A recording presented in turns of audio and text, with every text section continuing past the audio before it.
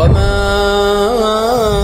أرسلنا من قبلك إلا رجالا نوحي إليهم فاسألوا أهل الذكر إن كنتم لا تعلمون. Bismillah, Assalamualaikum warahmatullahi wabarakatuh. Alhamdulillahirabbil alamin, hamdan katsiran thayyiban mubarakan fi, kama yuhibbu rabbuna wa yarda, ma ba'd. Para pemirsa dimanapun antum dan antuna berada, alhamdulillah kita kembali berjumpa di program Tanya Jawab Ramadan. Untuk hari ini insyaallah nanti bersama guru kita akan berbincang dan menjawab berbagai persoalan pertanyaan antum seputar Ramadan. Bersama guru kita Ustadz Dr. Ashatin Zamani Siregar LCMA Hafizahullah Ta'ala. Kita akan berbincang nanti dan juga akan menjawab berbagai pertanyaan antum seputar Ramadan. Kemudian kita bersalawat dan salam kepada Rasulullah SAW selaku uswah hasanah kita dalam kehidupan. Senantiasa kita juga bermohon salawat dan salam kita tersambung hendaknya kepada seluruh keluarga, kepada para sahabat-sahabatnya, dan tentunya kepada orang-orang yang berpegang teguh kepada sunnah-sunnahnya hingga hari kiamat kelak. Baik para pemirsa Hasil TV dimanapun antum dan antuna berada, seperti biasa nanti kita akan bersoal jawab di 081175500606. Kita sapa dulu guru kita yang sudah bersama kita di studio untuk hari ini. Assalamualaikum warahmatullahi wabarakatuh, Ustaz. Waalaikumsalam warahmatullahi wabarakatuh. Bagaimana kabarnya, Ustaz? Alhamdulillah. Alhamdulillah. Baik. Kita sudah berada di penghujung sepertinya, Ustaz, di Ramadan ini, dan rasanya semakin dekat perpisahan, tapi semakin jauh rasanya pertemuan, Ustaz. Semoga Allah memanjangkan umur kita dan memberi kita kesempatan lagi untuk bisa bertemu di Ramadan selanjutnya. Amin ya rabbal alamin. Tapi para pemirsa Hasil TV dimanapun antum dan antuna berada, kita akan membahas atau memukadimahi untuk perbincangan kita bersama guru kita untuk hari ini adalah ahsanu amala di penghujung Ramadan ini seperti apa dan bagaimana. Untuk itu kita akan langsung saja mendengarkan dari guru kita. Kepada Ustaz kita persilakan, falyatafadhal mashkura. Nah, Ustaz. Jazakumullah khairan. Bismillahirrahmanirrahim. Alhamdulillahirabbil alamin. Wa asyhadu an la ilaha illallah wahdahu la syarikalah wa asyhadu anna Muhammadan abduhu wa rasuluh. Allahumma shalli ala Muhammadin wa ala ali Muhammad kama shallaita ala Ibrahim wa ala ali Ibrahim innaka Hamidum Majid. Allahumma barik ala Muhammadin wa ala ali Muhammad kama barakta ala Ibrahim wa ala ali Ibrahim innaka Hamidum Majid. Amma ba'du. Kaum muslimin pemirsa yang budiman rahimakumullah. Allah Subhanahu wa taala di dalam beberapa ayat Al-Qur'an menyebutkan bahwasanya penciptaan langit dan bumi, kemudian penciptaan manusia, Allah menciptakan kematian dan kehidupan. Salah satu atau di antara beberapa ayat itu Allah mengatakan tujuannya adalah liyabluwakum ayyukum ahsanu amala. Salah satunya disebutkan di surat Hud, kemudian di surah Al-Kahfi juga sering kita baca, inna ja'alna ma'alal ardi zinatan laha linabluwahum ayyuhum ahsanu amala. Kemudian di surat Al-Mulk, mungkin sebagian dari kita sering membaca, sering bahkan menghafalnya, alladzi khalaqal mauta wal hayata liyabluwakum ayyukum ahsanu amala. Bahwa Allah Subhanahu wa taala menyampaikan ini semua tujuannya menyampaikan tentang penciptaan ini, tujuannya adalah liyabluwakum ayyukum ahsanu amala, untuk menguji, untuk mencoba, untuk melihat pembuktian dari kalian siapa yang ahsanu amalan, yang amalannya paling baik, yang amalannya paling hasan, paling baik dan paling bagus, paling benar. Sehingga dengan sederhana dan sesimpel ini ayat yang kita sampaikan tadi, bahwasanya Allah Subhanahu wa taala membuat aturan adalah agar kita beramal dengan yang ahsan, dengan yang baik dan benar. Tentu dari sini kita fahami ahsan ini bukan berarti aktsar. Ahsan itu adalah benar dan baik, yang siapa yang paling benar amalannya dan siapa yang paling baik amalannya. Tidak ada satu ayat pun justru yang sebaliknya malah mengatakan aksar, lebih banyak. Maka patokannya adalah ahsan, bukan aksar. Dari sini sebagian salaf, para ulama, tentu dari kalangan sahabat pun sudah memahami ini ketika mereka mendengarnya dari Rasulullah Sallallahu Alaihi Wasallam, ahsanu amalan, dan mereka faham itu tentu lebih dulu dari kita radhiyallahu anhum, bahwa yang dituntut adalah ahsanu amalan, bukan aktsar. Ya. Maka dinukilkan salah satunya yang paling masyhur, yang terkenal adalah dari Abu Ali Al-Fudail bin Iyad rahimahullah, satu dari ulama salaf, yang ketika menjelaskan tentang ayat ini beliau mengatakan tentang ahsanu amalan adalah akhlasuhu wa aswabuh, yaitu amalan yang akhlas, yang ikhlas lillah, wa aswabuh, dan yang sesuai li rasulihi sallallahu alaihi wasallam. Sehingga kita bisa memahami penyampaian ini, ahsanu amalan adalah yang akhlasuh wa aswabuh, yang ikhlas dan juga tepat sesuai dengan ajaran yang menyampaikannya, yaitu Nabi Muhammad sallallahu alaihi wasallam. Maka subhanallah, kata Al-Fudail bin Iyad, fama kana muwafiqan, fama kana mukhlisan wa lam yakun sawaban lam yuqbal, wa ma kana sawaban wa lam yakun mukhlisan lam yuqbal, atau kama qala rahimahullah. Maka setiap amalan yang tidak ikhlas, atau setiap amalan yang ikhlas tapi tidak shawab, tidak sesuai tuntunan ajaran Nabi dan syariatnya sallallahu alaihi wasallam, maka tidak diterima. Dan yang tidak ikhlas meskipun shawab sesuai dengan syariat Nabi sallallahu alaihi wasallam juga tidak diterima. Sehingga beliau mengatakan an yakunal amal mukhlisan shawaban, sampai amalan itu menjadi ikhlas dan sesuai dengan sunnah Nabi SAW, artinya mukhlisan lillah dan shawaban lis sunnah, sesuai dengan sunnah Nabi Sallallahu Alaihi Wasallam, karena beliau yang menyampaikan tentang syariat-syariat dari Allah Subhanahu Wa Taala. Maka kaum muslimin rahimakumullah, dalam hal ini kita sampaikan bahwasanya amalan itu dilihat dari tepat sasaran dan juga sesuai dengan aturan. Amalan itu diterima adalah ketika dia tetap tepat sasarannya, yaitu untuk Allah, hanya kepada Allah, sasarannya hanya satu saja, dan pasti harus sesuai dengan aturan yang sudah disampaikan dan dijelaskan oleh Nabi yang mulia Sallallahu Alaihi Wasallam. Maka sederhana, di penghujung bulan Ramadan kita butuh kelanjutan, istiqamah dari apa yang sudah kita sungguh-sungguhkan di bulan Ramadan. Itu adalah dengan sesuatu yang, dengan amalan-amalan yang akan kita lanjutkan itu sesuai dengan ahsanu amalan tadi, meskipun dia sedikit. Makanya Nabi SAW, atau disampaikan juga oleh sebagian sahabat, bahwa Nabi SAW lebih suka beramal dengan amalan yang rutin berkelanjutan, wa in qalla, ya, walaupun amalan itu sedikit. Dalam hadis juga disebutkan ini kepada Nabi SAW, ahabbul amali ilallahi adwamuha wa in qall. Amalan yang sangat dicintai oleh Allah, lebih dicintai oleh Allah adalah amalan yang lebih rutin dan berkelanjutan meskipun amalan itu sedikit. Maka subhanallah, ikhlas dan tepat aturan Nabi SAW dan syariatnya ini lebih kita butuhkan daripada meskipun sedikit tapi sesuai ikhlas dan juga sesuai dengan syariat Nabi SAW. Ini yang lebih utama untuk dikedepankan daripada hanya sekedar mengandalkan banyak.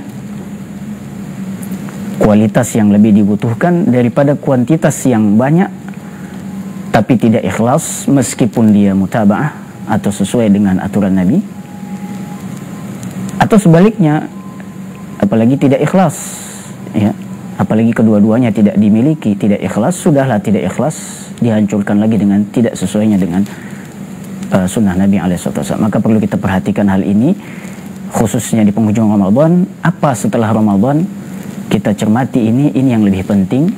Meskipun sedikit yang akan mungkin kita lanjutkan di bulan berikutnya setelah Ramadan, tapi ingat patokannya ada dua tadi. Yang penting ikhlas dan tetap di atas aturan syariat Nabi Muhammad SAW. Sebagai pembuka itu semoga bermanfaat. Setelah ini kita akan menjawab beberapa pertanyaan yang masuk semampu kita. Mudah-mudahan Allah Subhanahu wa taala memberikan taufik dan hidayah. Wallahu a'lam. Walhamdulillahirabbil alamin. Baik, barakallahu fikum. Jazakallahu khairan untuk pendahuluannya di mukadimah pertemuan kita untuk hari ini. Dan mudah-mudahan apa yang sudah disampaikan oleh guru kita tadi bisa bermanfaat dan kita cermati, dan hendaknya kita bisa aplikasikan dan terapkan dalam kehidupan sehari-hari. Khususnya nanti setelah di Ramadan ini 11 bulan ke depannya, dan kita tentu berharap juga akan bertemu kembali dengan bulan suci ini, karena semakin dekat detik-detik perpisahan kita dengan bulan ini, semakin jauh rasanya pertemuan yang akan kita jelang nantinya. Karena umur ataupun usia ataupun kesempatan kita dalam kondisi yang fit, kita tidak tahu, hanya Allah yang maha tahu tentang semuanya ini.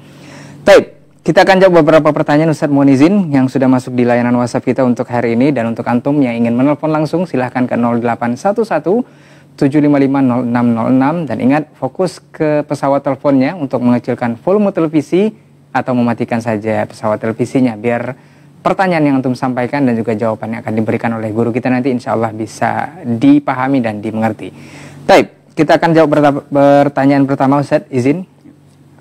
Kita ke Sumatera Selatan, Ustadz, di Prabu Mulih dari Ummu Suci. Assalamualaikum warahmatullahi wabarakatuh, Ustadz.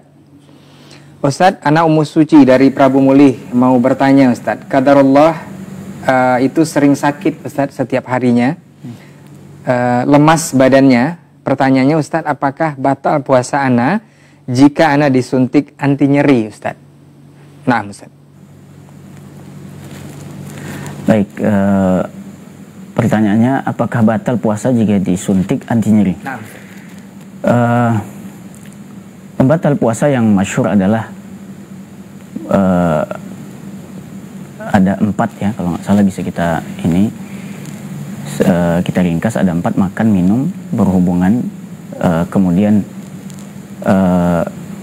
ya yang berkaitan dengan yang keempat inilah yang berkaitan dengan alat-alat medis yang mungkin bisa dipakai untuk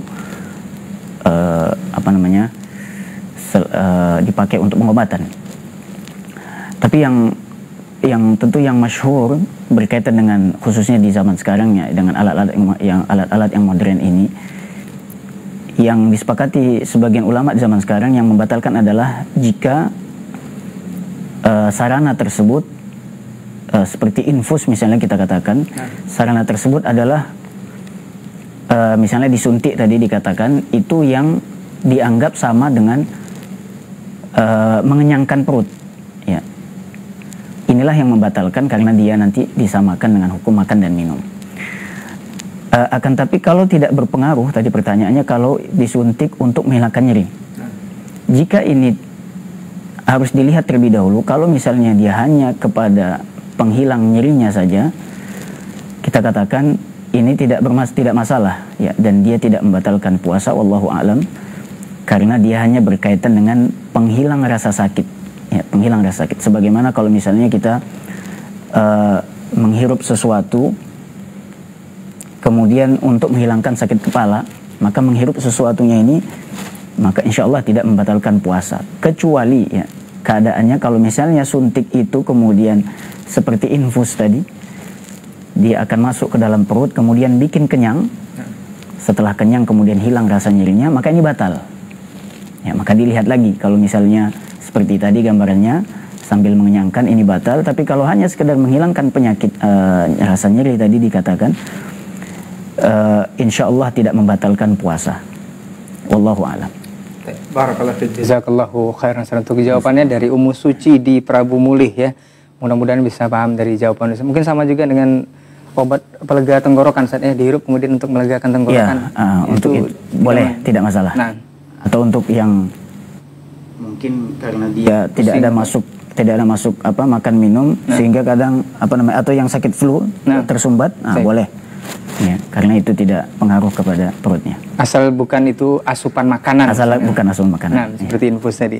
Mudah-mudahan bisa dipahami oleh Ummu Suci di Prabu Mulih dan juga untuk pemirsa yang barangkali punya persoalan yang sama atau pertanyaan yang sama kepada guru kita. Mudah-mudahan menjadi jawaban dan bisa dipahami. Dan kita akan lanjut membacakan pertanyaan berikutnya dari hamba Allah di Aceh, Ustadz. Masya Allah. Ustadz, Assalamualaikum warahmatullahi wabarakatuh. Semoga Ustadz dan tim dalam keadaan sehat. Mau bertanya Ustadz, apakah ada sholat tasbih di malam Jumat dilakukan di bulan Ramadan 4 rakaat dikerjakan 2 rakaat? Jazakallah khair Ustadz untuk jawabannya. Nah Ustadz, ini sholat tasbih Ustadz. Ya. Sholat tasbih memang ada riwayat hadisnya, tapi sangat disayangkan memang hadisnya sangat lemah sekali kalau tidak dikatakan palsu. Yang kita ingat adalah memang pengamalannya itu sangat jauh berbeda dengan pengamalan sholat seperti biasa. Nampaknya kalau tidak salah yang kita ingat, ada yang mengambil sisi baik dari sholat tasbih ini. Itu yang kita ingat kalau salah disebahkan kepada Abdullah bin Mubarak. Akan tapi kemudian nanti akan difahami bahwasanya sholat ini bukanlah dikerjakan secara berjamaah. Ya, karena pengamalan yang disebutkan dalam hadis itu adalah pengamalan pribadi, ya, masing-masing dan tidak ada pengerjaannya secara berjamaah.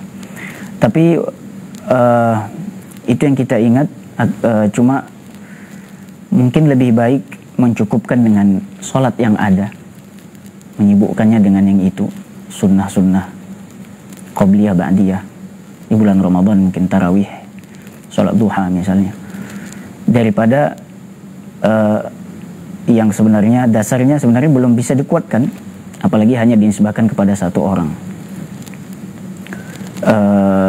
Iya, itu yang kita ingat ya tentang sholat tasbih. Memang tata caranya juga agak sedikit, karena di dalamnya, karena namanya sholat tasbih itu ada beberapa amalan itu yang di dalamnya memperbanyak ucapan tasbih. Makanya disebut dengan sholat tasbih. Wa khairul hadi hadi Muhammad sallallahu alaihi wasallam. Artinya lebih baik memperbanyak sholat-sholat yang sudah jelas ya, daripada hanya menyibukkan dengan sholat tasbih. Artinya kalaupun itu ada, tetap saja tidak perlu menyibukkannya, apalagi dilakukan tidak sesuai dengan dalil yang ada. Hadisnya hanya pribadi seorang dilakukan, tapi tidak bisa dikerjakan secara berjamaah. Itu yang sementara kita ingat. Tentu nanti akan bisa kita telaah lagi referensinya. Wallahu a'lam. Baik, barakallahu fiik, jazakallahu khairan untuk jawabannya dari saudara kita hamba Allah yang ada di Aceh tadi mengenai salat tasbih tadi Ustaz ya. Untuk sementara seperti itu yang disampaikan oleh guru kita, mudah-mudahan bisa dipahami dan insyaallah kita akan terus berbagi lagi jika ada ilmu yang baru tentang hal ini, barangkali akan disampaikan oleh lagi guru kita. Kita akan lanjutkan ke pertanyaan berikutnya. Baik, dari Assalamualaikum warahmatullahi wabarakatuh Ustaz. Mengenai zakat ini Ustaz, mau bertanya Ustaz, untuk zakat mal kami bagikan sebagian di Bekasi atau di perantauan, itu sudah dibagikan Ustaz. Nah sebagian lagi insya Allah akan dibagikan di kampung halaman nantinya. Tetapi untuk yang dibagikan di kampung Ustaz, saat ini uangnya belum diambil di bank. Apakah ini dibolehkan secara syariat atau seperti apa Ustaz? Syukran Ustaz. Nah Ustaz, kurang difahami, maksudnya ingin dibagikan tapi belum diambil, duitnya masih di bank Ustaz. Ya, sebagiannya udah dibagikan, tapi sebagian yang akan di kampung nanti belum dibagikan karena duitnya belum diambil. Ini seperti jawabannya sebagai solusi, ambil uangnya kemudian dibagikan. Baru dibagikan saja. atau bisa juga dengan cara mungkin ya ditransfer ke pihak yang berwenang seperti badan ambil zakat, kan bisa kan? Nah. Kalau misalnya nggak ingin diambil, kan bisa ditransfer biar badan ambil zakat itu nanti yang mengurusi tentang mengurusi pembagian zakatnya. Mereka yang mendistribusikan. Ya, mereka yang distribusi, dan muzaki tetap jatuh kewajibannya, sudah selesai karena dia sudah memberikannya kepada lembaga yang sah, ya, sah yang diresmikan pemerintah misalnya. Kalau dia nggak mau ngambil, tapi kalau ingin membagikannya sendiri, maka ya tentu solusinya ya ambil dulu dari baru kemudian nanti ya mungkin jadi masalah apabila di sekarang ini mungkin ya kalau dikatakan banknya mungkin ya ini dekat-dekat Idul Fitri kan biasanya tutup semuanya, atau di hari yang memang libur. Ya mudah-mudahan ada solusi yang lain, ya. Yang penting kalau misalnya terhalangi karena sistem seperti itu, ya mungkin di hari dia buka, mudah-mudahan tidak masalah dan tidak dianggap mengakhirkan pembagian zakat. Ya, mudah-mudahan. Wallahu a'lam. Baik, barakallahu fikum, jazakallahu khairan untuk jawabannya dari saudara kita yang bertanya mengenai zakat mal, ya, yang mau dibagikan dan sudah dibagikan. Solusinya memang harus seperti yang sudah disampaikan oleh guru kita tadi. Baik, kita akan terima telepon antum. Yang ingin menelpon silahkan ke 0811-755-0606 dengan nomor telepon, ya, bukan ke layanan WhatsApp kita, tapi nomor telepon tersebut. Dan ingat, untuk menelpon silahkan fokus ke pesawat teleponnya untuk mengecilkan volume televisi atau mematikan televisinya, biar lebih jelas pertanyaan yang disampaikan juga jawaban yang akan diberikan nanti. Baik, kita akan bacakan pertanyaan yang masuk kembali. Assalamualaikum warahmatullahi wabarakatuh, Ustaz. Pertanyaan mengenai takbir, Ustaz. Nah, insyaallah ini mengenai takbir di Idul Fitri, apakah harus dikomandokan, Ustaz, atau kita baca sendiri-sendiri saja? Karena di masjid tempat ana berjamaah seperti biasanya, itu ada imam atau ada orang yang bertakbir duluan, baru kemudian makmumnya sama-sama bertakbir. Mohon penjelasannya, Ustaz. Syukron jazakallahu khairan. Nah, Ustaz. Ini disebut dengan takbir jama'i, ya.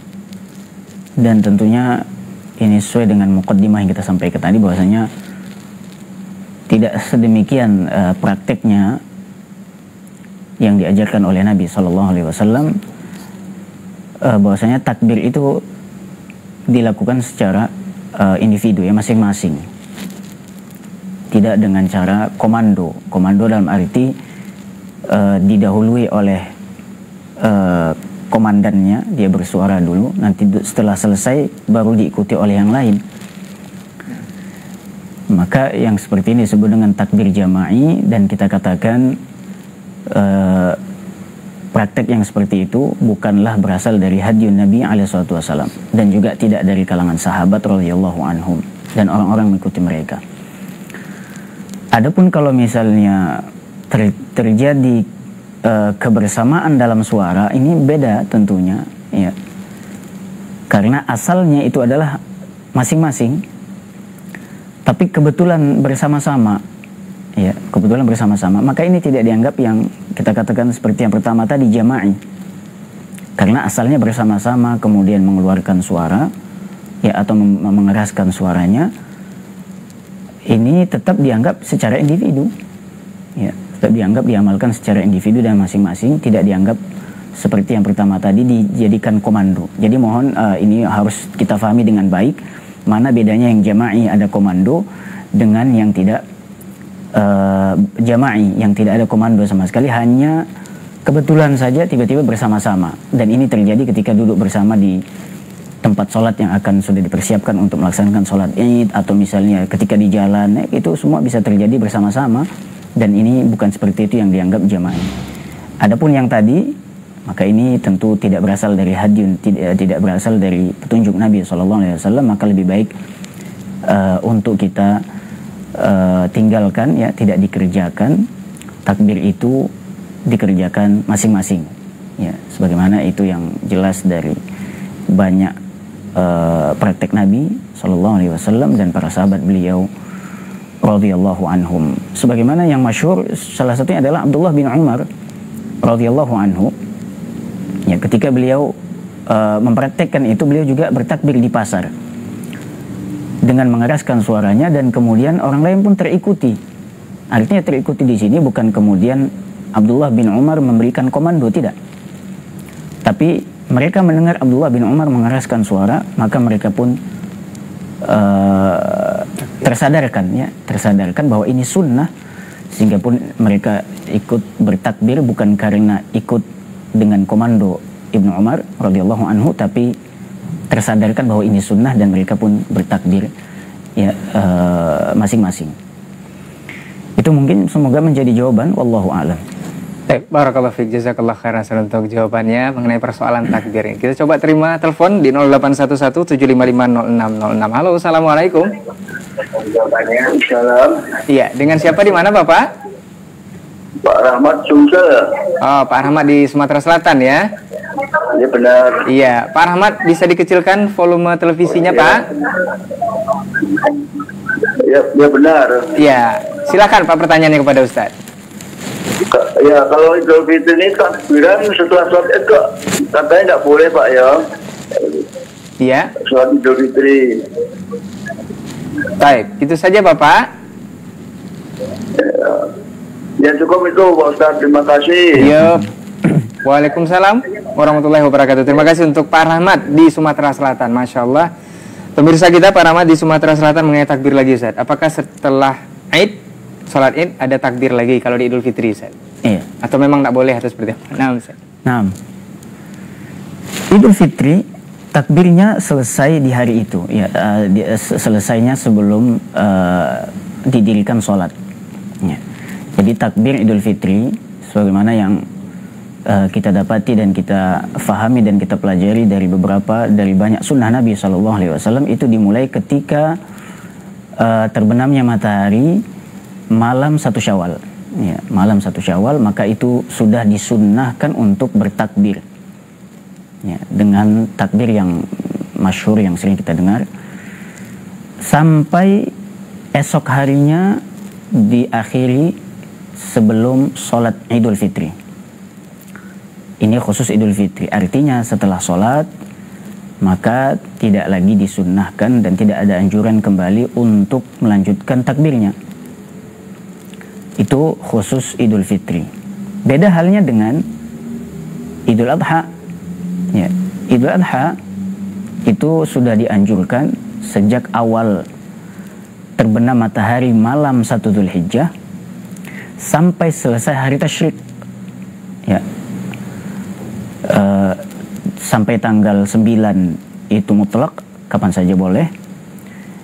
Sejak tanggal 10-nya ada yang mengatakan itu muqayyad, artinya dibolehkan, atau tanggal 11, 12, 13 Dzulhijjah itu muqayyad, artinya diamalkan takbirnya itu setelah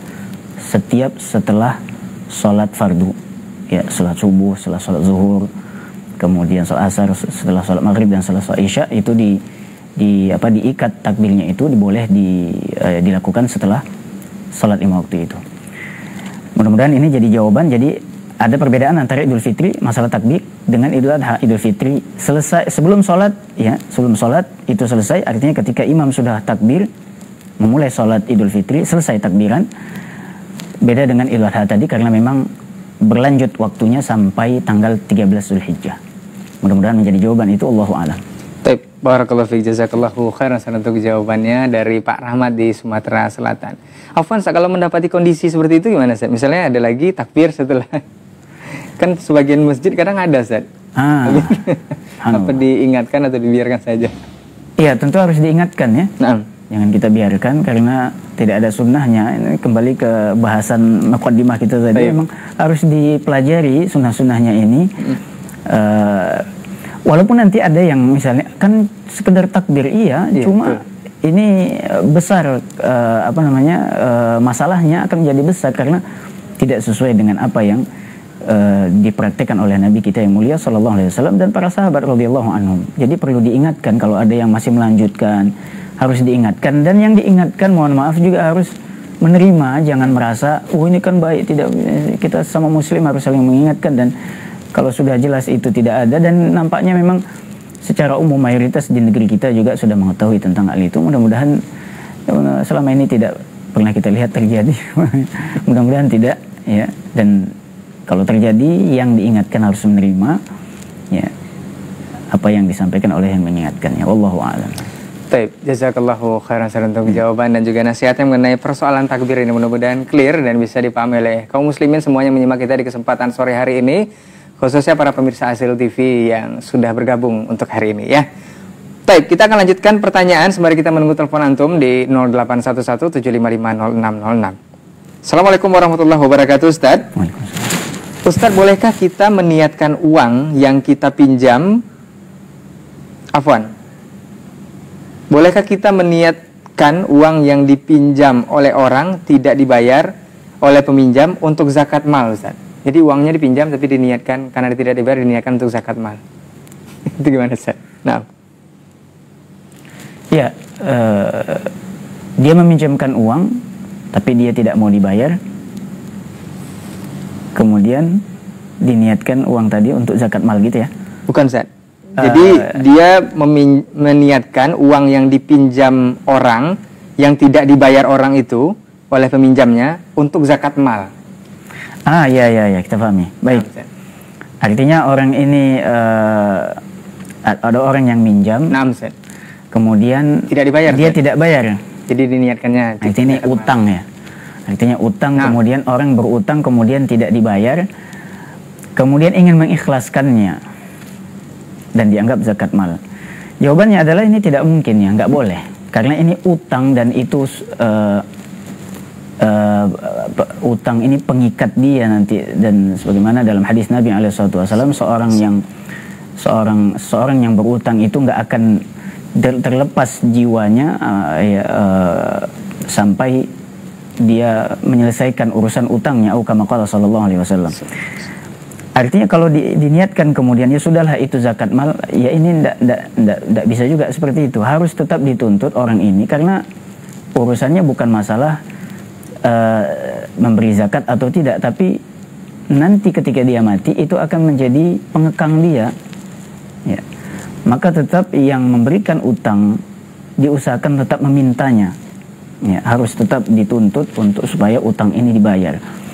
Dan jawabannya sebagaimana pertanyaan tadi, tidak mungkin ya, ini tidak bisa kemudian itu diniatkan sebagai zakat mal. Ya, karena itu adalah utang. Ya, semoga menjadi jawaban ini, wallahu a'lam. Baik, barakallahu fiik, jazakallah khairan untuk jawabannya. Yang bertanya persoalan duit yang dipinjam tapi belum dikembalikan tapi diniatkan untuk zakat mal ya. Kita coba terima telepon di 081175500606. Halo, assalamualaikum. Ya, halo, assalamualaikum. Iya, assalamualaikum Bapak. Iya, saya mau tanya nih masalah saya kan mendapat duit 1 juta. Iya Bapak. Sekali panen kan. Mendapat duit 1 juta sekali panen. Kemudian saya keluarkan tiap 1 juta itu 25.000, 25% kan. Apakah ada aturan gitu atau bagaimana Pak? Baik, itu saja Bapak. Bapak 1 juta. Ya. 1 juta Pak ya? Iya 1 juta. Biasa saya dapat duit 1 juta lebih. Saya keluarkan zakatnya 25.000, 25% kan. Apakah ada aturan gitu macam mana aja? Baik. Terima kasih Bapak. Iya. Ya, untuk Bapak yang menelpon kita tidak bisa informasikan namanya. Tapi saudara kita yang bertanya mengenai zakat Ustaz. Jadi dia dapat rezeki 1 juta atau 1 juta lebih. Jadi dikeluarkan 25.000 atau 25%. Apakah itu terhitung zakat atau ada aturannya dalam syariat Islam seperti ini? Iya. Nah, Ustaz. Pertanyaan tadi 1 juta ya. 1 juta kalau yang dianggap adalah zakat, maka 1 juta ini tidak masuk dia. Baik. Karena nisabnya itu nggak sampai. Sebab kalau misalnya kita ingin menghitung, jadi kalau tadi diniatkan zakat, dia tidak masuk karena zakat itu ada nisab dan harus 1 tahun. Itu aturannya dalam fikih. Dan nisab itu kalau kita rinci sedikit, tentu kembali kepada zakat mal, itu kembali kepada emas dan perak. Emas itu kalau nggak salah 85 gram itu dikali lah berapa 1 gramnya. Kalau misalnya kita bilang 1 juta per gram emas, berarti 85 juta itu nisab, berarti di situ dia wajib mengeluarkan zakat. Adapun perak yang kita ingat kalau nggak salah zaman sekarang itu kurang lebih 10-an juta ya, 10-an juta itu itu sudah kena, ya berarti memang, dan inilah yang berlaku di dalam zakat mal itu diambil nisab yang paling kecil. Maka kalau tadi pertanyaan 1 juta itu belum masuk. Ya, untuk Bapak yang bertanya mudah-mudahan bisa diperhatikan, ini tidak masuk kalau kita katakan itu zakat karena dia nggak sampai nisab. Ya, nisab yang kita katakan tadi adalah paling kecil, yaitu zakat perak, ya. Dan itu kalau nggak salah dia di hitungan 10 atau 11 atau berapa 10 juta lebih lah. Nah, itu kalau dia dapatnya segitu, maka dan itu sudah bertahan 1 tahun, ya bertahan 1 tahun, maka diwajibkan untuk membayar zakatnya 2,5%. Tapi kalau 1 juta tadi tidak, ya artinya tidak ada zakat di 1 juta, apalagi dapatnya misalnya panen, ya, atau misalnya ada pekerjaan yang diselesaikan dalam 1 bulan dapat 1 juta misalnya, atau dalam 1 minggu dapat 1 juta, maka ini tidak ada kewajiban zakat kecuali kalau si bapak ingin bersedekah. Sedekah hukumnya berbeda lagi, ya. Sedekah tatawwu itu bebas, tidak ada hitungan nisab dan kimatnya atau kadarnya, itu bebas. Artinya tidak mesti 2,5%. Kalau dia dapat 1 juta, kemudian dia hanya mengeluarkan 25.000 dari mengeluarkan 2,5%, kenaannya hanya 25.000. Itu pun nggak mesti. Artinya karena ini hukumnya sudah lain, yaitu sedekah yang tatawwu, yang sunnah. Artinya karena dia tidak mesti 2,5%, kembali ke yang memiliki uang, kembali ke bapak yang bertanya. Kalau dia ingin mengeluarkan lebih, silakan. 500.000 misalnya, setengahnya boleh. Ya, karena tidak ada patokan khusus terkait dengan sedekah yang tatawwu. Bahkan 1 juta semuanya dia ingin sedekahkan, itu juga boleh. Tapi kembali ke maslahatnya, kalau ternyata 1 juta dikeluarkan semua sedekah, kemudian berbahaya sama dia, ini tentu ghulu, israf, dan tidak boleh. Dikembalikan kepada maslahat dia. Jadi kalau yang ditanya tadi 1 juta, boleh, ya, tapi bukan zakat. 2,5% silakan. Kalau ingin keluarkan 2,5% jadi 25.000, silakan. Tapi dia bukan zakat dan bukan kewajiban untuk dikeluarkan 2,5% itu. Terserah. Boleh 2,5, boleh setengahnya, boleh 50.000, boleh 100.000, ya terserah. Itu kembali kepada yang punya uang itu tadi. Semoga bisa menjawab itu bagi bapak yang bertanya. Wallahu a'lam. Baik, barakallahu fikum, jazakallahu khairan untuk jawabannya dari bapak yang sudah bertanya mengenai duit yang didapat, ya, sering mendapat duit entah dari panen atau apa. Yang 1 juta ini dikeluarkan 25.000 atau 2,5%, itu ternyata bukan aturan zakat seperti yang sesuai syariat kita, tapi boleh dikatakan sedekah, tapi tidak harus juga, tidak harus 25.000, boleh 75, boleh 950, atau boleh 1 juta, itu boleh semuanya. Itu tergantung kepada situasi dan kondisinya bapaknya tadi, ya. Mudah-mudahan ini bisa menjawab dari pertanyaan saudara kita tadi, dan juga untuk antum yang ingin bertanya silahkan ke nomor telepon yang sudah kita sebutkan di 0811755606. Baik, kita akan lanjut ke pertanyaan di layanan WhatsApp kita. Assalamualaikum warahmatullahi wabarakatuh, Ustaz. Ustaz, bolehkah seseorang yang beritikaf di masjid, namun beliau ini berbuka di sebuah restoran bersama keluarga, kemudian kembali ke masjid ketika sholat isya? Apakah itikafnya itu sah, Ustaz? Nah, jika niat iktikafnya dimulai dari awal untuk 10 hari terakhir, maka kita bilang iktikafnya batal. Karena ya niat iktikaf itu sebagian ulama mengatakan memang harus diniatkan, ya. Karena dia keluar dari masjid, ya. Dan keadaan yang disebutkan dalam pertanyaan juga bukan sesuatu yang urgent nampaknya, ya. Kalau minta maaf untuk meninggalkan itu juga nampaknya juga dimaklumi. Jadi kembali ke pembahasan ini, dia kembali ke niat. Kalau dia niatnya dari malam 21 itu adalah untuk sempurna iktikaf 10 hari terakhir, maka kita bilang batal, ya, karena dia keluar dari masjid untuk urusan yang bukan urgent. Kalau urgent tadi, ya mungkin yang memang kalau dia tinggalkan itu akan mudarat, kita katakan mungkin tidak masalah. Tapi ini nampaknya tidak urgent, karena hanya sekedar berbuka puasa, ajakan dari keluarga, dan sebenarnya kalau dikasih tahu keadaannya mungkin juga bisa ditolak. Baik. Jadi maka dia batal karena dia niat. Tapi kalau misalnya tidak diniatkan, ya tidak diniatkan, dia hanya mungkin niatnya semampu saya. Kapan saya mampu untuk itikaf, saya menetap di masjid. Tapi kalau ada keadaan tertentu, saya keluar. Ini tidak masalah.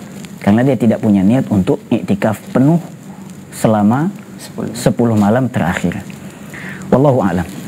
Baik, barakallahu fiik, jazakallahu khairan untuk jawabannya saudara kita yang bertanya mengenai persoalan tersebut. Kita coba terima telepon di 0811755606. Halo, assalamualaikum. Assalamualaikum, Pak. Iya, dengan siapa di mana Ibu? Dari Muara Bungo. Iya, silakan Ibu yang di Muara Bungo, pertanyaannya kepada Ustaz. Kami bertanya Pak tentang sedekah. Jadi sedekah itu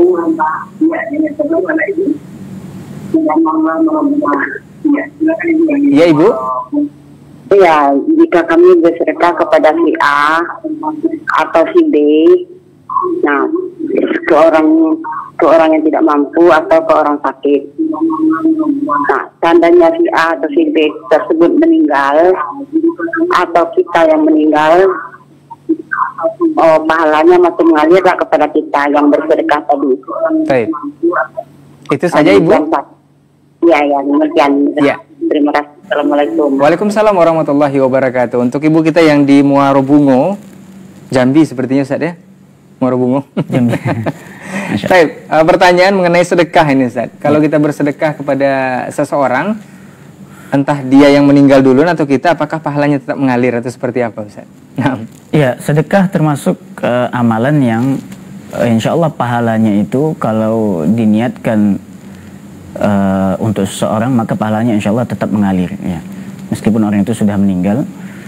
Jadi kalau misalnya kita bersedekah di masa hidup, kita bersedekah untuk orang yang membutuhkan, kemudian setelah meninggal kita mungkin punya wasiat atau pesan lah ya, kepada ahli waris, kepada anak misalnya atau kepada siapapun, jika ada harta yang bisa disedekahkan diniatkan untuk si mayit, maka insya Allah pahalanya tetap sampai kepadanya sebagaimana itu yang difahami, yang dijelaskan oleh Nabi dalam hadisnya sallallahu alaihi wasallam, ya, idza mata ibnu adam yang qata'a amaluhu illa min thalath, salah satunya adalah sedekah jariyah, ya, sedekah yang pahalanya itu bisa mengalir.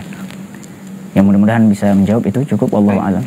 Baik, jazakallahu khairan untuk jawabannya dari Ibu kita yang di Muara Bungo, Jambi. Mudah-mudahan bisa menjawab dari pertanyaan tersebut. Kita coba terima telepon kembali di belakang Ibu yang di Muara Bungo. Halo, assalamualaikum. Waalaikumsalam warahmatullahi wabarakatuh. Iya, dengan siapa di mana Bapak?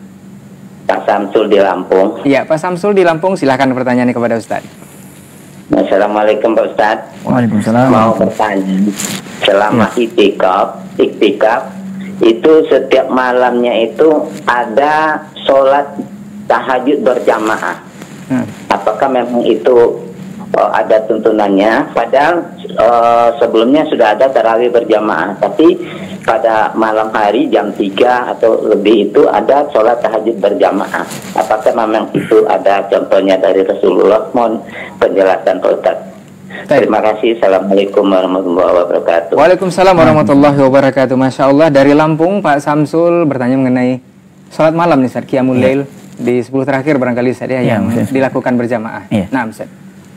Baik, jawabannya boleh ya, itu memang dibolehkan untuk menambah jumlah rakaat di sholat tahajud ya, atau di qiyam Ramadan, khususnya yang banyak diamalkan dari sebagian kaum muslimin adalah di 10 malam terakhir, sebagaimana itu juga sudah masyhur di kalangan atau di dalam hadis Nabi tentang qiyam Ramadan. Beliau lebih bersemangat sallallahu alaihi wasallam di 10 terakhir ya. Dan boleh ya, artinya kita kasih jawabannya yaitu boleh untuk, dan itu apa yang dilakukan itu boleh untuk menambah, meskipun di awal setelah sholat isya itu sudah sholat ya, sudah tarawih, kemudian ditambah di pertengahan sampai akhir malam itu ditambah lagi beberapa rakaat, itu boleh. Dasarnya adalah memang Nabi SAW tidak pernah membatasi. Nabi SAW mengatakan sholatul laili matsna matsna, sholat malam itu dua-dua ya. Artinya dikerjakan dua kali, 2 rakaat. Kemudian Nabi mengatakan wa idza khafa ahadukum al-fajra falyutir, ya. Dan ketika seorang dari kalian takut akan habis waktunya dengan masuk waktu subuh, maka hendaknya dia selesaikan dengan sholat witir. Hadis ini jelas bahwasanya kemudian sebagian ulama, bahkan kita katakan ini mayoritas, itu menganggap bahwasanya jumlah rakaat sholat malam itu tidak ada, ya, tidak ada batasannya. Karena Nabi mengatakan silakan kerjakan dua sholat malam sampai pada kalau takut nanti sudah masuk subuh sehingga waktunya sudah habis, tidak ada lagi sholat malam, maka tutuplah dengan witir.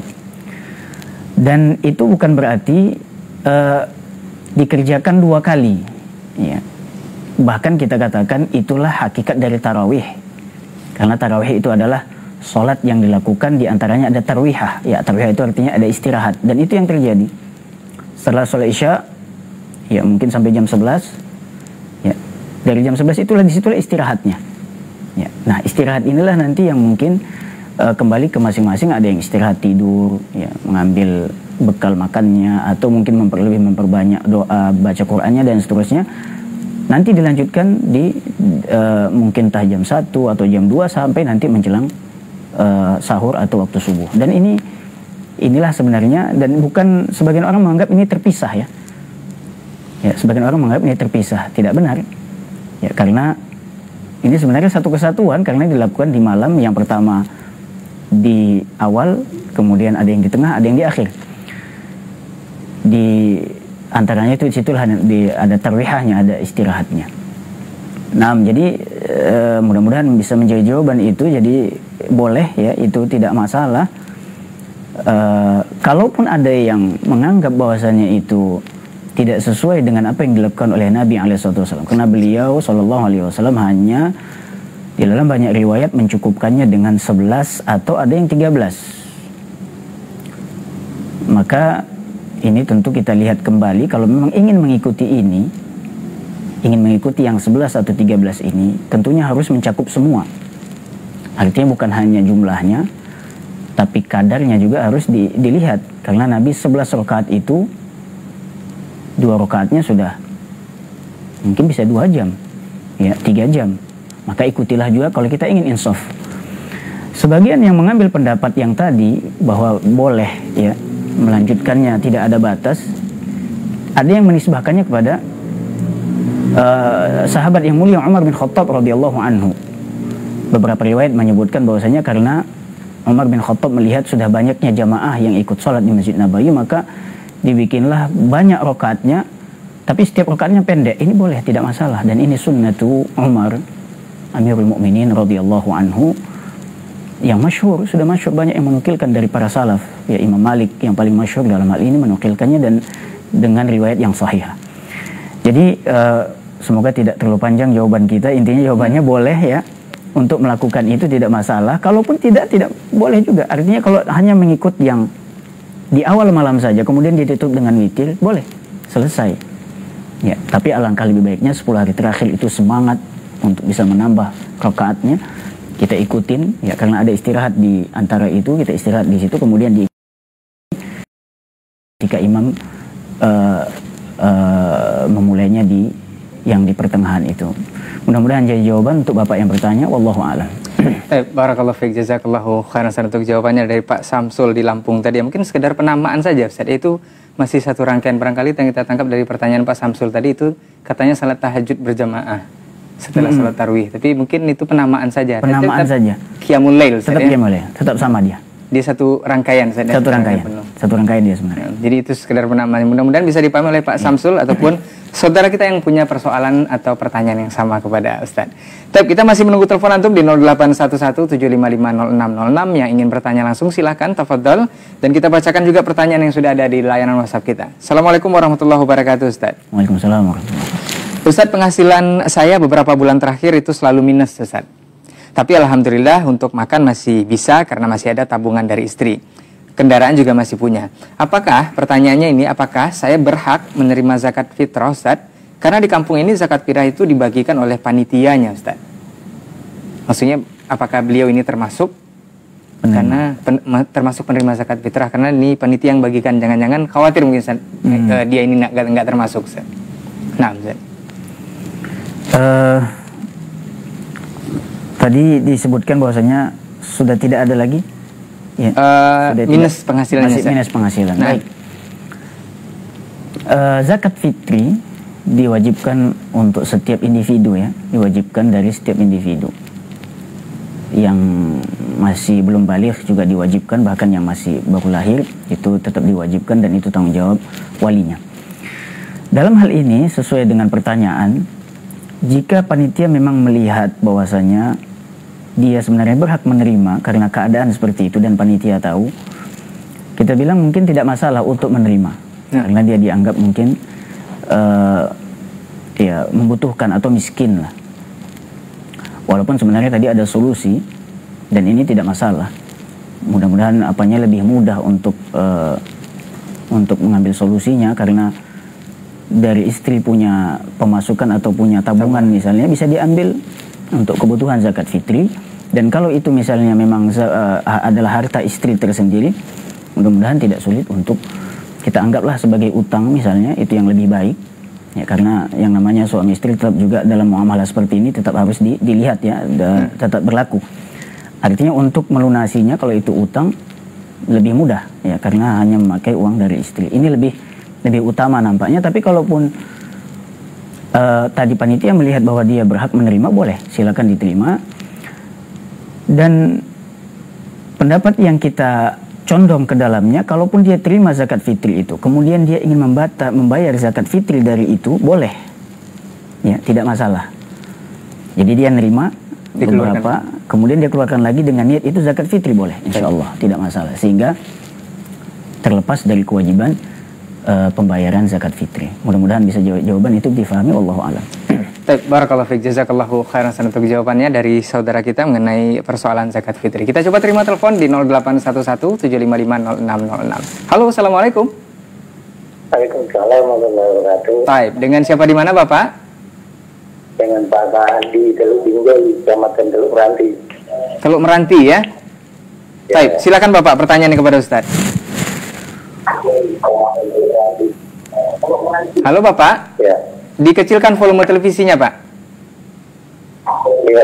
Iya. Lagi begini Ustaz. Iya, Pak. Kami sini kan mengerjakan sholat tarawih 20 rakaat. Nah, sementara kami mengerjakan secara berimam itu cepat sekali. Ya, tidak ada umpama terlalu cepat. Kalau kencangkan bagaimana itu Ustaz? Umpama ada pemakninanya gitu. Gimana Ustaz? Terawih yang ada gini. Baik. Itu saja Bapak? Ya. Baik. Assalamualaikum warahmatullahi wabarakatuh. Waalaikumsalam warahmatullahi wabarakatuh. Dari Teluk Meranti, Bapak kita bertanya mengenai persoalan tarawih, Ustaz. Atau kita kenal sekarang dengan tarawih ekspres, Ustaz. Jadi cepat, Ustaz. Jadi dia 20 rakaat sama 3 witir, berarti 23. Jadi cepat, Ustaz. Bacaan ini apakah boleh sholatnya atau sah atau gimana, Ustaz? Nah, nggak ada tumaninahnya katanya, Ustaz. Baik. Sesuai pertanyaan, berarti kalau sudah bacaan cepat tidak ada tumakninah, maka ditakutkan ini tidak sah. Ya, karena salah satu inti daripada sholat, bahkan sebagian mengatakan ada rukun ya. Tumakninah itu ketenangan ketika setiap gerakan sholat, atau ada yang mengatakan, ada yang menafsirkannya dengan tumakninah adalah kembalinya setiap bagian badan itu di setiap gerakan sholat. Ya, artinya ada tempo yang betul-betul pas bahwa semua bagian itu kembali ke posisinya masing-masing. Kalau itu katanya tadi itu saja hilang, tumakninah tidak ada, maka ditakutkan ini sholatnya tidak sah. Ya, misalnya ruku, ya tidak sampai ruku full, ya masih terhitung seperti berdiri. Ya. Kemudian belum sampai berdiri lagi, tiba-tiba udah sujud. Ya, ini takut kita tidak sah ya. Dan sebaiknya kalau ada yang seperti ini kita jauhkan. Tapi kalau dari segi bacaan saja, ya, dan ini ada di dalam masalah qiraat, namanya, kalau nggak salah namanya qiraat hadar ya.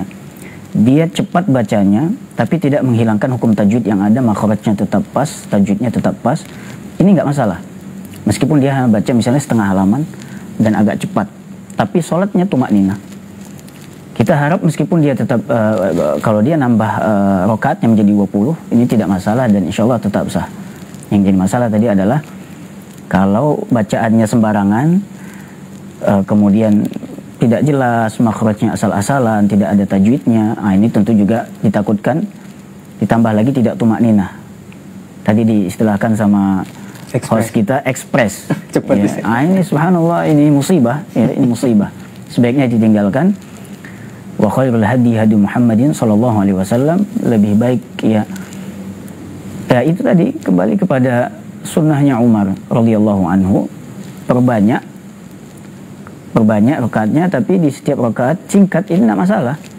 Tapi tetap diperhatikan bacaan karena kita butuh juga tadabbur makmum ya.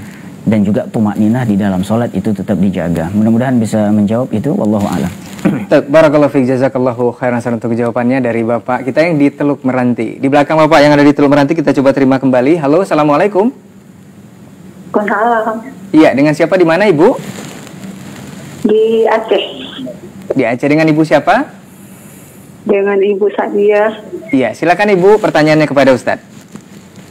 Ini Pak Ustadz, saya mau nanya. Nama saya Sadia, tinggal di Aceh Biren, kan? Saya bertamu orang ke rumah, terus seorang janda tuh anak-anak yatim lah kan. Jadi ada yang bagi zakat. Sang tetangga saya pun ada dititip sama saya, yang lain dibagi karena nggak ada orang kan. Tapi saya titip ke anak saya besoknya, misalnya hari-hari ini, besoknya lagi, pagi besok lah Pak Ustadz, ya kan. Terus anak saya kasih ke rumah nenek saya, ke rumah mama saya. Rumah mama saya itu nggak ada orang. Jadi nanti sama adik saya Pak Ustadz. Nah, adik saya itu orangnya udah macam orang gila gitu, kan. Ada 2 hari ibu yang dititip sama saya ke orang depan, ke untuk orang depan rumah saya. Ibu itu marah-marah, dibilang itu. Sedangkan zakat orang itu udah saya kasih gitu, saya titip sama anak saya gitu. Bagaimana tuh penjelasannya Ustadz? Paham lagi apa saya ngomong itu Ustadz? Bisa diulang kembali Ibu? Ibu menerima zakat tadi? Dari orang. Taib. Datang ke rumah. Taib. Hah? Kemudian? Jadi datang ke rumah saya bagi zakat kan, sebagai bentuk uang kan. Nah, bagilah untuk saya pertama. Habis itu datang ke tetangga saya, ke mama saya, ke tetangga. Jadi satu lagi dekat rumah saya itu kan nggak ada orang. Jadi dia titip sama saya. Jadi besoknya saya kasih titip sama anak saya yang kecil nih kan. Yang untuk tetangga yang nggak ada orangnya tadi, Bu? Iya. Iya, silakan Ibu. Terus anak saya dia kan duduk di depan rumah. Jadi anak saya ini datang ke rumah mama saya. Dia langsung taruh di kursi. Nggak ada orang, yang ada adik saya satu. Adik saya itu kayak orang sakit lah gitu, udah lama sakit, udah puluhan tahun. Iya. Jadi udah 2 hari kemudian kakak ini bangkit, saya marah-marah gitu. Nanti kamu terima tuh, kamu nanti tanggung jawab di akhirat gitu. Saya membayarkan uangnya kan nggak ada, gimana tuh Ustaz? Saya minta sama adik saya nanti dipukul saya. Gimana tuh Ustaz penjelasannya itu? Itu saja Ibu? Itu saja saya Ustaz, ya. Makasih ya Ustaz. Iya Ibu. Ya, Assalamualaikum. Waalaikumsalam warahmatullahi wabarakatuh. Masya Allah, dari Aceh tadi Ustaz ya. Masya Allah, dari Ibu Sadia. Jadi beliau ini menerima zakat berupa uang. Tetapi ada juga diberikan kepada tetangga yang tetangganya ternyata tidak ada di rumah atau tidak ada orangnya. Kemudian uang ini diberikan kepada adiknya yang ternyata sudah agak sedikit marah-marah. Jadi diminta sama tetangganya ini gimana nih Ustaz? Uang ini kalau diminta sama adiknya takut marah-marah atau seperti apa? Subhanallah. Kita disuruh menyelesaikan persoalan ini. Masya Allah. Solusinya seperti apa katanya Ustaz? Subhanallah, ini hubungan keluarga nampaknya ya. Sulit juga untuk memberikan jawaban, tapi mungkin bisa menjadi solusi jika datang kembali atau bertanya kepada yang memberikan zakat. Nah, Ya, mudah-mudahan dia punya solusi. Kalau masih ada bagiannya mungkin bisa digantikan ya. Tapi kembali ke asal tadi, kalau misalnya bisa diambil kembali dari yang tadi ya, karena kelalaian si anak mungkin ya, memberikannya bingung kemudian disampaikan ke orang lain.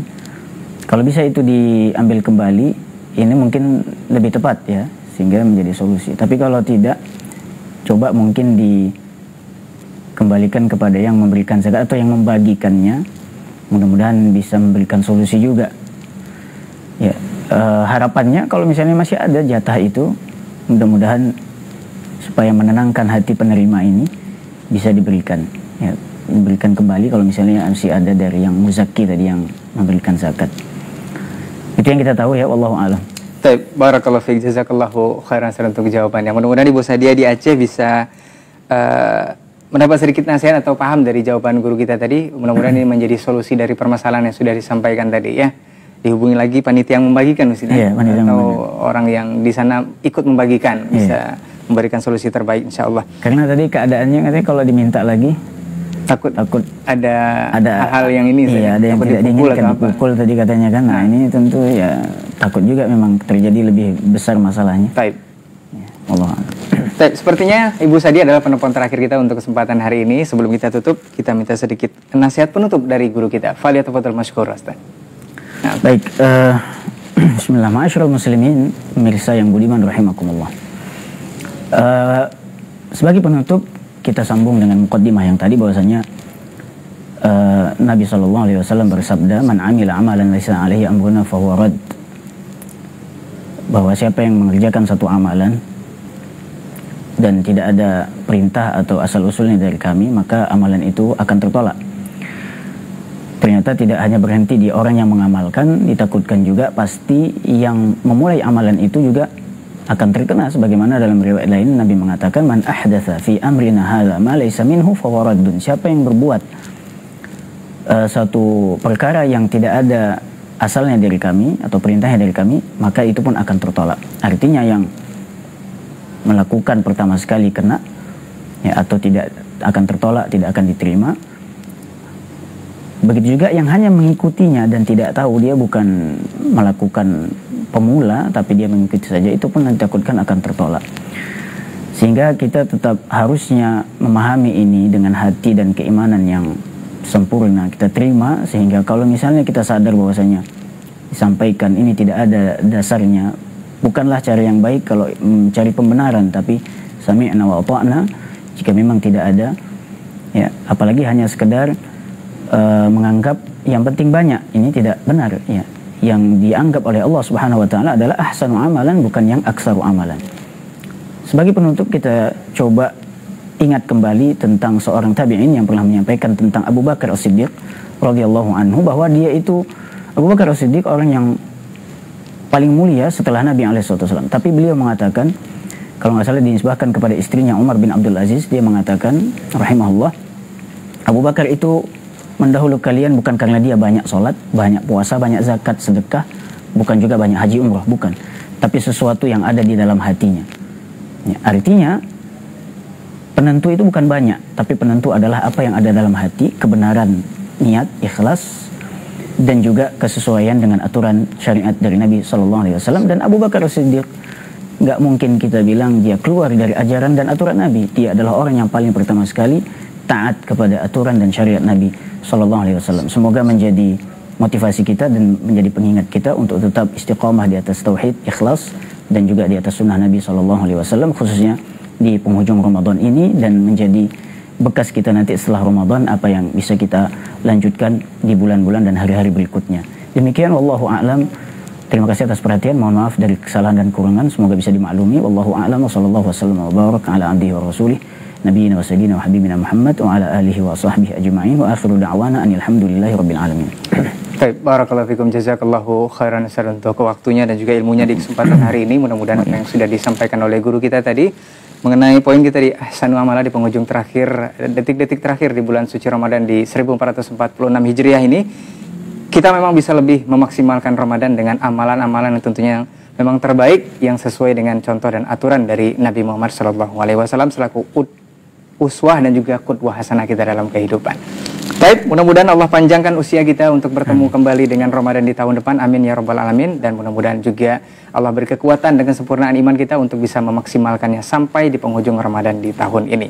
Afwan untuk semua salah kata dan kila bicara. Terima kasih untuk perhatian antum semua dan juga yang sudah bergabung di 0811755606. Kita tutup untuk hari ini dengan doa kafaratul majelis. Subhanakallahumma wa bihamdika asyhadu an la ilaha illa anta astaghfiruka wa atubu ilaik. Wassalamualaikum warahmatullahi wabarakatuh. Wa ma arsalna min qablika illa rijalan nuhi ilaihim fas'alu ahla adh-dhikri in kuntum la ta'lamun.